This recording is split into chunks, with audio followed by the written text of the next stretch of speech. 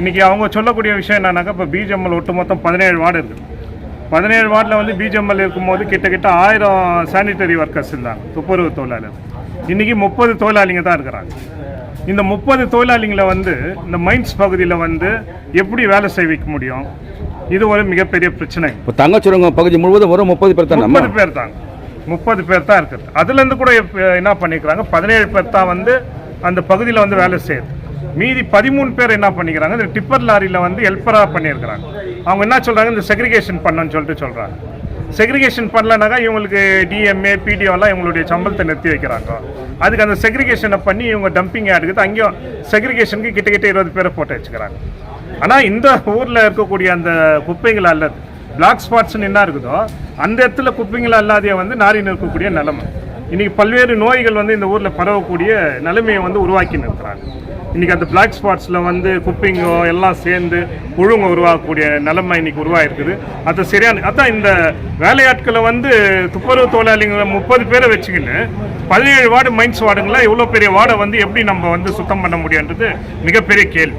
ஆனால் இதுக்கு கேட்டால் என்னன்றாங்க, ஆளுங்களை நியமிக்க முடியல.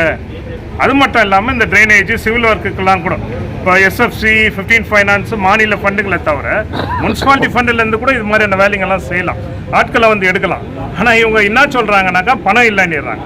ஒரே ஒரு உதாரணம் சொல்லணுன்னாக்கா, இது வரவு செலவுனுடைய கணக்கு. இதில் பாரத் என்டர்பிரைசஸ்ன்னு சொல்லிட்டு ஒரு கான்ட்ராக்டரோ ஒரு நிறுவனமோ அவங்களுக்கு கடந்த மீட்டிங்லலாம் பார்த்தா நான் சொல்கிற கணக்கு சுமார் 2 வருஷத்தில் 8 கோடி ரூபாய் அவங்களுக்கு வந்து இந்த முனிசிபாலிட்டியிலேருந்து அவங்களுக்கு வந்து பணம் போயிருக்கு. எதுக்காகனாக்கா இந்த லைட்டுங்கெல்லாம் போட்டு இருக்கிறாங்க பாருங்க.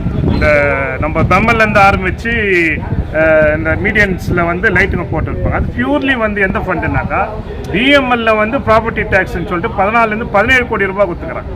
இப்போ அந்த பணத்தை எதுக்காக பயன்படுத்தணும்? இந்த ஊரினுடைய சுத்தம் படுத்துறதுக்காக தண்ணீரை விடுங்க, இதுக்கெல்லாம் யூஸ் பண்ணியிருக்கலாம். ஆனால் வெளியே இந்த லைட்டுக்கு அது ஒரே கான்ட்ராக்டர் கொடுத்துருக்குறாங்க.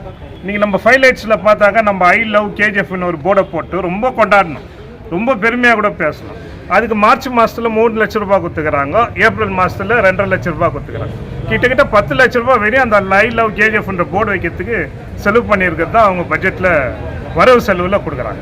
நாம் வந்து இந்த ஊரில் கொசுங்க எவ்வளோ இருக்குது, அதுக்கான ஃபார்மேஷன் அடிக்கிறதோ இல்லை மருந்து அடிக்கிறதோ இதுக்கான வேலைங்க கிடையாது. ஆட்களை அதிகமாக நியமித்து குப்பைங்க அல்லதோ சுத்தம் பண்ணுறதோ இல்லை ஜேசிபியை நியமித்து வந்து அந்த புஷஸை க்ளீன் பண்ணுறதோ இதான வேலைங்க எதுவுமே செய்யாத இருக்கிறத வந்து வன்மையாக வந்து நாங்கள் கண்டிக்கிறோம். குடித்தண்ணீர் இன்றைக்கி பேத்மங்களா தண்ணி பல ஈவன் இன்க்ளூடிங் எம்எல்ஏ கூட அது கோடி எறியுதுன்னு சொல்லிட்டு ஃபோட்டோங்களும் வீடியோங்களையும் போட்டுறாங்க, பாகினா அர்ப்பணம் பண்ணுறாங்க, எல்லாம் பண்ணுறாங்க. ஆனால் அந்த தண்ணி வந்து நம்ம ஊருக்கு சேருதா?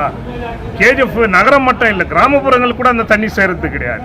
நீ கிட்டத்தட்ட அம்ருத் சிட்டியில் வந்து 140 175 கோடி ரூபாய் வந்து இந்த நகரத்துக்கு ஒதுக்கி அதில் கிட்டத்தட்ட 69 கோடி தண்ணீருக்கே வந்து ஒதுக்குனாங்க. தண்ணீருக்கே ஒதுக்கும் போது அதில் என்ன பண்ணாங்கன்னாக்கா அங்கே வந்து காஸ்டிங் அயர்ன் பைப் லைனை போட்டாங்க. ஏற்கனவே பைப் லைன் இருந்துச்சு, அந்த பைப் லைனை போட்டு அதுவும் பாதியில் நின்றுட்டு அதுக்கு 3 ஓவர் ஹெட் டேங்க் கட்டணும். கிருஷ்ணாவரத்தில் நம்ம வாட்டர் போர்டில் இன்னொரு இடத்துல கட்டணும். மைனிங் பகுதிக்கு கூட இந்த தண்ணி கொடுக்கணும். அங்கே ஆல்ரெடி எக்ஸிஸ்டிங் வாட்டர் ஸ்டோரேஜ் இடங்க இருக்குது, அங்கே சேகரிச்சிக்கூடிய தண்ணீர் கொடுக்கணும். ஆனால் எல்லாருக்கும் தெரிஞ்ச விஷயம், இந்த பேத்மங்கலா தண்ணி வந்து இந்த ஊருக்கு சேராது. இந்த நகரத்துக்கே 1905 உருவாக்கப்பட்டது பேத்மங்கலா ஏரியினுடைய சுத்திகரிக்கப்பட்ட அந்த இது. நம்ம கேஜிஎஃப் தாலுக்கா ஃபுல்லாக கொடுங்க, தண்ணி ஓவர்ஃப்ளோ ஆகி பாலாறில் போய் தமிழ்நாட்டில் கலந்துன்னு போயினுக்குதே தவிர மக்களுக்கு அது பயன்பாட்டுக்கு வராததை வந்து இங்கே குறிப்பிட்டு பார்க்குறோம். அது மட்டும் இல்லை, இந்த நகர சபையில் ரொம்ப கரப்ஷன் ஆயிடுது. இந்த கரப்ஷனை தடை கட்டுறதுக்கு ஈவன் கமிஷனர் கூட எந்த நடவடிக்கை, கமிஷனர்கிட்ட சொல்லியிருக்கிறோம், மேலதிகாரிகிட்ட சொல்லியிருக்கிறோம், அதை பற்றி எந்த நடவடிக்கையும் கிடையாது. இன்றைக்கி என்ஜினியர்ஸ் எல்லாம் கூட பார்த்தாக்கா சில என்ஜினியருங்க வந்து கவுன்சிலரை மீறி அங்கே வந்து வேறு ஆட்களை வச்சு அங்கே வந்து சர்வே பண்ணுறாங்க. இது எதுக்காகன்னு புரியறது கிடையாது. அது உங்கள் வார்டில் ஏதோ ஒரு இது பற்றி சொன்னீங்க, இன்ஜினியர் வேறு யாரை கூட்டின்னு வந்து உங்கள் ஏரியாவில் இருக்கணும், அதை பற்றி கொஞ்சம் எக்ஸ்பிளைன் டீட்டெயிலாக சொல்லுங்கள்.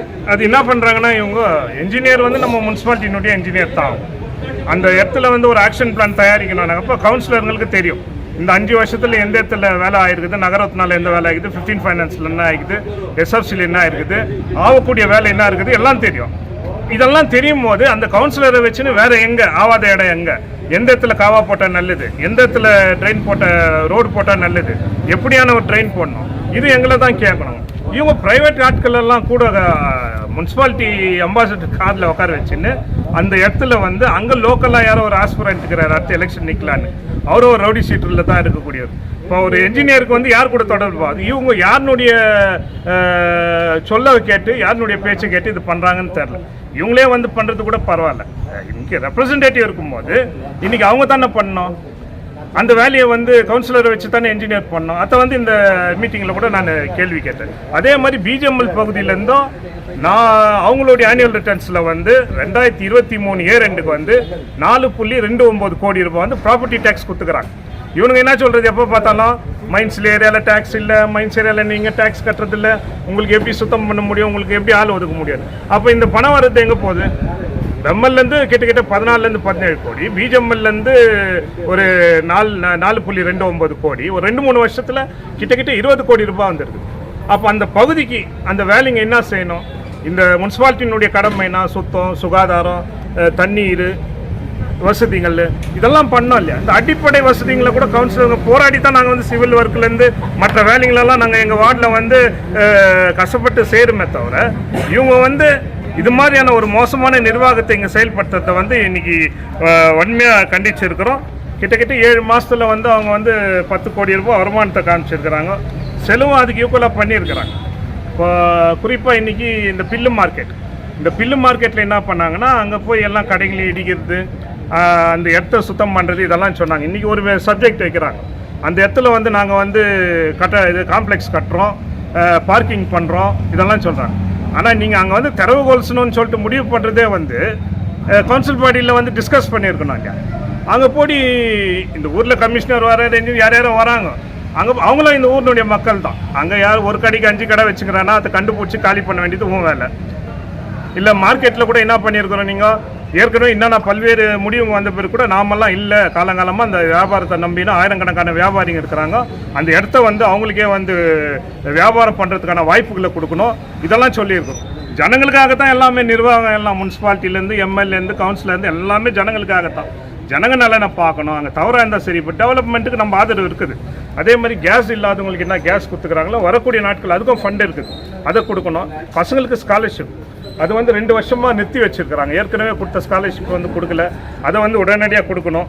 இது மாதிரி விஷயங்கள்லாம் வந்து நான் வந்து சிபிஎம் கவுன்சிலராக 8th வார்டு கவுன்சிலராக எங்கள் மக்களுடைய பிரச்சனைங்க எல்லாத்தையும் சேர்த்து இன்றைக்கி பேசியிருக்கிறோம். ஒன்று கடைசியாக சொல்கிறது என்னன்னாக்கா, கவுன்சில் படி முடியலாம், கவுன்சிலராக இல்லாத போகலாம், தெருவில் இறங்கி கண்டிப்பாக போராடுவோம். இந்த பிரச்சனைக்கு மாதிரி எப்படியும் போல மார்க்சிஸ்ட் பார்ட்டி எப்படி இருக்குதோ இவங்க நினைக்கலாம் கவுன்சில் பாடியில் நாளைக்கு வந்து எங்கே கேள்வி கேட்காங்க, எங்களை ஒன்றும் பண்ண முடியாது.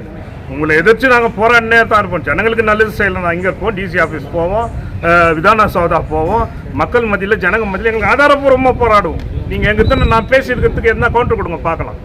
கண்டிப்பாக முடியாது. இதை வச்சு இந்த ஜனங்களுக்காக நிச்சயமாக நாங்கள் வேலை செய்வோன்றது இந்த நேரத்தில் உறுதியாக சொல்லுவோம்.